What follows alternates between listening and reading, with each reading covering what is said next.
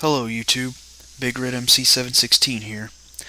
If you've been following my channel since the beginning, both this channel and my old one, Big Red Guitar Hero 716, you know that I am a fan of professional wrestling, and in particular the WWE. Now as you can imagine, I was hyped for the 20th anniversary of Monday Night Raw. How could I not be? The 20-year anniversary of a show that used to give me countless hours of enjoyment. A show that took up the majority of my time in my teenage years. A show that I continue to watch to this day, no matter how shitty it's gotten. Over 20 years, I have seen plenty of anniversaries and specials, such as the 15th anniversary of Monday Night Raw, which featured former superstars such as Marty Jannetty, Rob Van Dam, and the $1 Million Man Ted DiBiase. Mr. McMahon Appreciation Night, which ended with Vince getting blown up in his own limo. The 800th episode of Raw, which featured a great old school versus new school match, with Triple H and Shawn Michaels facing John Morrison and The Miz, as well as a world title defense in a steel cage match. The 900th episode of Raw, which had a young up-and-coming superstar get put over in the main event. It also teased a match between The Undertaker and Bret the Hitman Hart, who had returned to the WWE in the beginning of 2010 after being gone for almost 13 years. The 1000th episode of Raw, which featured the return of possibly the greatest faction ever in the WWE, in my opinion, D-Generation X, as well as other top talents from the past, such as Brock Lesnar and The Undertaker. And I could go on and on. Now, notice that each of these specials I just mentioned had something that made them good, or at least interesting. They had either a return from a former superstar or legend, something to cause shock value, matches that featured old superstars versus new superstars, or if nothing else, at least a tease of two old superstars having one more match. The 20th anniversary of Monday Night Raw had none of these. You can see why wrestling fans such as myself would be pissed off, or at the very least disappointed by this quote-unquote special anniversary episode. I'll do a quick recap of what happened on this show and give you my final thoughts at the end. The show actually started off in a good way, I thought. Vince McMahon was out there welcoming us to Monday Night Raw! This is good, because there's nothing better than coming full circle in your anniversary shows. He thanks us for tuning in to watch Raw for 20 years, tells us that The Rock will be putting on a rock concert later in the show, and then he makes the main event for the evening. John Cena versus Mr. Money in the Bank Dolph Ziggler in a steel cage match. And I've just got to ask, why are these two still feuding? Since the Big Show's not the World Heavyweight Champion anymore, Ziggler should actually be trying to use that fucking Money in the Bank briefcase, instead of treating it like it's a damn prop. And hasn't Cena beat this guy enough times already? Don't you think it's time to move on to someone else? Someone like, I don't know, Big E Langston? Jesus Christ. And speaking of the Big Show, he comes out and Vince starts making fun of him for losing the belt. He says he blames Booker T for losing the belt. He says Alberto Del Rio is no Latin hero. Basically he wants Vince to strip Del Rio of the title. Del Rio comes out and says that Show needs to stop bitching. He asks Show if he wants a rematch, but Show declines. He wants to wait until the Royal Rumble. Del Rio calls him a fat jackass, which I gotta admit was pretty funny. Big Show whines to Vince some more. Del Rio throws confetti on him, and all hell breaks loose. Big Show's pissed just because Del Rio threw confetti on him? Okay. Then we get to the first match. Wade Barrett versus Randy Orton. Not that good of a match, but it is interesting to note that Barrett won clean over Orton here. Shocker. Then we have another anger management segment with Team Hell No and Dr. Shelby. An entertaining segment. Dr. Shelby invites Team Rhodes scholars to join them. and Damien Sandow basically tears Dr. Shelby down, and ends by saying that it would be better for Team Hell No to get counseling from Dr. Phil. Dr. Shelby just snaps at the mention of Dr. Phil's name, and Team Hell No beat up Team Rhodes Scholars. After that was the next match, Kane versus Damien Sandow. I would technically count this as an old school versus new school match, if it hadn't happened already. It was a quick squash with Kane picking up the win. Nothing really to say about it. Then Justin Roberts announces that the first inductee into the WWE Hall of Fame class of 2013 is Mick Foley. He comes out and gets a huge pop, but before he can give a proper speech, the Shield comes out and surrounds Mick, and I'm sorry, but I've got to ask this. I asked it on Twitter, but never got an answer, so I'll ask it again. Where is the injustice in Mick Foley going into the WWE Hall of Fame? I know I'm obsessing over this, but you bring the Shield in, you have them say that they're there to protect the WWE from injustice. I'm sorry, but there's no fucking way you can defend this. Anyway, just when they're about to attack Mick, Ryback comes out and tries to take them all on, but gets beaten down, until Randy Orton comes out. Oh wait, the Shield still have the numbers advantage.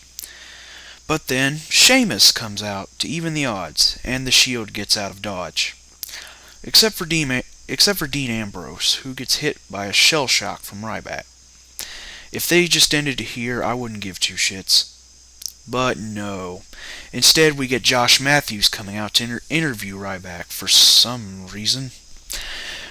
Ryback says that he can't rest until he gets back what the Shield took from him, and then he gets a "Feed me, Shield" chant going.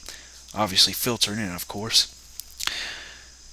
You know, one good thing I will say about this episode is that they showed past moments from Raw's history all throughout the night. Yeah, they've been replayed a million times before, but I'll take what I can get. Up next, we had a Divas title match between Eve and Caitlyn. Kinda boring, mostly rest holds from Eve, you know. It ends with Caitlyn spearing Eve for the 1-2-3. Caitlyn is your new Divas champion, and no one but Texas gives a shit. After that, we get another match. Brodus Clay versus the WWE Champion, CM Punk. An okay match here. I like that they're trying to build Brodus back up after that whole losing streak he had at the end of 2012. It ends with CM Punk hitting the Macho Man elbow and making Brodus tap out to the Anaconda Vice. Oh yeah, fun fact, I actually wanted this match to happen back on the September 10th edition of Raw. My reasoning was that Punk had already faced the other two choices, Randy Orton and Jerry the King Lawler, before, and if he was going to go around calling himself the best in the world, he needed to take on all comers. Brodus Clay was somebody that CM Punk had never faced before, and now that they faced off, I am satisfied. After the match, Punk gets on the mic and says that he just did what he does every week. What's that, get a match in the mid-card with someone that can't work long matches? No offense, Brodus. He says that The Rock will come out later and do what he does. He starts talking about facts, like he's beaten everyone that's challenged him for the belt, and that's a fact. The Rock won't leave the Royal Rumble with the title, and that's a fact. He is the best in the world, and that's a fact. Hey, guess what? I didn't really care about this segment, and that's a fact. Anyway, then we get a pretty good segment with The Rock and Sock Connection reuniting. The Rock congratulates Mick Foley on getting into the Hall of Fame. Yeah, and I bet in the back of his mind he's thinking, when the fuck am I gonna get in there? Then Vicky Guerrero comes in and tells The Rock to shut up, and The Rock says nothing. What the hell? Man, he just did what Vicky Guerrero told him to do? And even Mick's wondering why The Rock didn't just verbally destroy her right then and there. The Rock says wait for the concert tonight. Oh boy. Up next we get another match. Sheamus versus 3MB in an over-the-top rope challenge. Most of the match is just 3MB beating up on Sheamus and trying to throw him over the top rope. Sheamus ends up eliminating Drew McIntyre and Jinder Mahal before getting eliminated by Heath Slater. Now the thing that confuses me is, Slater was the only one of 3MB to stay in the ring in this match. So why is it that the win goes to the entirety of 3MB? I asked that on Twitter too. And another question I've got is, why is Jinder Mahal still in this group? I'm sorry, I don't mean to be racist here, but when I hear the name Jinder Mahal, I don't think Rockstar. Hell, Yoshitatsu would be a more believable part of that group than Jinder Mahal. At least he'll get Yoshi some damn TV time. After that, Josh Matthews is interviewing John Cena in the back. He says that we shouldn't be looking at the past, we should be looking at today. He says that in this steel cage match, he's going to do what the World Wrestling Federation, yes, he actually said that, did in 2002. Get the F out. In my opinion, this was actually one of Cena's better promos. I especially liked how he actually used the name World Wrestling Federation. You know, seeing as they haven't been able to use that name since the World Wildlife Fund sued him. Anyway, then we get Miz Tv with special guest, woo! Sorry, I can't go that high-pitched. The Nature Boy Ric Flair. He and Miz talk about his ex-wives, he talks about his retirement. They strut around the ring, you know, all that good stuff. It's kind of good to see. And then Antonio Cesaro comes out. He says that he doesn't need catchphrases, and that Rick has nothing to show for his legendary career, except for a bar tab that he can't pay. The Miz gets pissed and says that he'll pay Rick's tab, but not before he gives Cesaro the receipt. Cesaro tries to leave, but Rick brings him back, gives him some chops, and throws him into Miz, who hits the skull-crushing finale. Rick then goes for the figure four leg lock, and stops and lets Miz do the move. Hey, do you remember when the Miz and Antonio Cesaro were jobbing to Kofi Kingston and R-Truth? Boy, how times change. Up next, we get another match. Daniel Bryan versus Cody Rhodes. Okay, I gotta say something here. When the bell rang for this match, I looked away so I could type the description for part 1 of my Super Mario Bros. The Lost Levels LP. When I got done with that, I looked up and Cody Rhodes was tapping out to the LaBelle lock. That's it. This match was 30 seconds long. What the hell? I mean, Daniel Bryan and Cody Rhodes are two of your best wrestlers, and you just have them go out and have a 30-second match? I mean, I'm glad Daniel Bryan won this time, but what the hell? Jesus. After that, Michael Cole shows a video on the WWE app of Eve quitting because everyone's against her and that she's a victim. God, I thought it couldn't get any worse than how they explained Beth Phoenix leaving. But I'll give her some credit. She actually won her last match. It had to be restarted, but still. Then, AJ recalls some of the weddings that have happened on Raw during its 20-year history. Mainly Edge and Lita, Triple H and Stephanie McMahon, you know. However, when Big E Langston brings up her wedding with Daniel Bryan, she breaks down and says that it's all John Cena's fault that she lost her job as the GM of Raw. Newsflash, AJ, it was actually your fault. Try drawing some ratings next time. Anyway, Dolph Ziggler shows up and says that he's been waiting his whole life for this moment. He says that he's going to beat the hell out of Cena in the steel cage. Show off. Up next, to quote B-Rad, former member of the Off the Rope show, finally we get this match. John Cena versus Dolph Ziggler inside a steel cage. Honestly, the match itself wasn't that bad, until you get to near the ending. Basically, Cena and Ziggler are trying everything they can to win this match. At one point, Ziggler tries to escape through the door, and ends up basically becoming the rope in a tug-of-war between Cena and Langston. Cena drags Ziggler back in and tries to use the STF, but Ziggler counters it into the sleeper. Is this how Ziggler's going to win? Nope, Cena gets out of it. Okay. At another point in the match, Ziggler hits a jumping DDT on Cena from the top rope. Now, is this going to get Ziggler the win? Nope. Cena kicks out. Okay, starting to get a little annoyed with this. Then, Ziggler tries using the door again. But Cena starts climbing the cage and is somehow quick enough to get over the cage and kick the door in on Ziggler. But before he can escape, Langston starts swinging a chair at him, so he gets back in the cage. As soon as he lands on the mat, Ziggler hits the zigzag. Surely this must be what gets Ziggler the win? No! Cena kicks out again. What the fuck? After that, AJ starts climbing the cage, which distracts the referees. Big E Langston gets in the cage, and he and Cena go at it. Ziggler tries to hit Cena with the briefcase, but ends up hitting Langston with it. He turns around, gets hit with an attitude adjustment, and here is your winner, John motherfucking Superman Cena.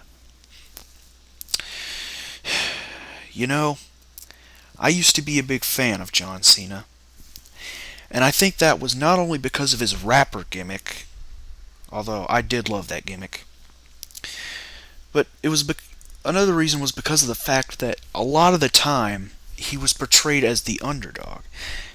And what I mean by that is he was put up against opponents that looked like he had little to no chance of beating, like Umaga, the Great Khali, Triple H, Shawn Michaels, the list goes on.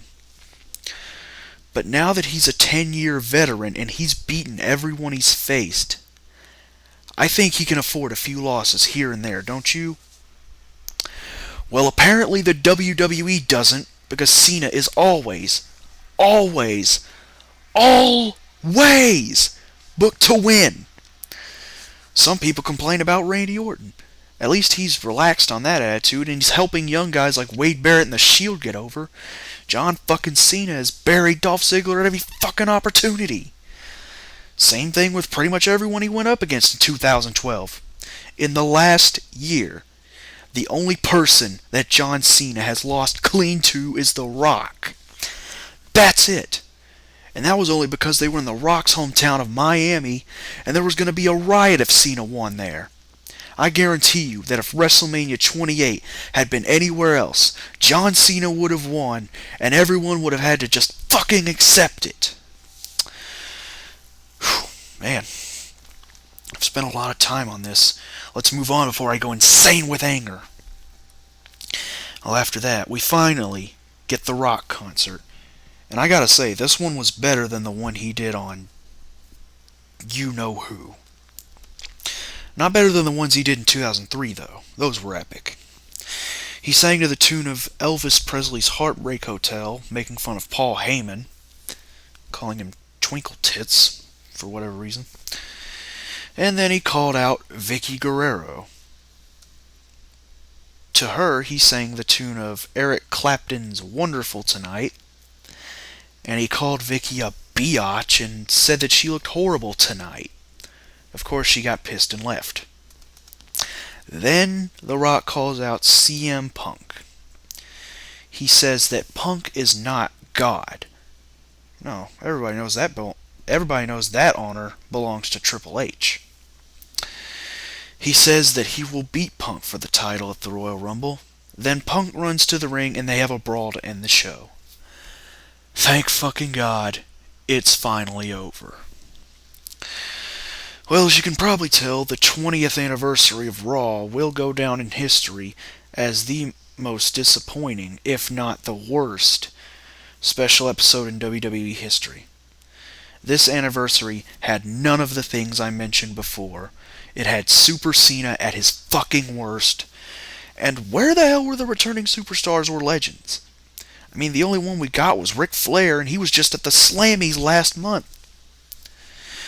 You know, since this episode took place in Texas, this would have been the opportune time to bring back Mark Henry, Shawn Michaels, or even Stone Cold Steve Austin. Where the hell were they? Or even better, since we're on the road to WrestleMania, how about having The Undertaker return and reveal or at least give a hint as to who he's going to face at WrestleMania? I mean, the possibilities are frickin' endless.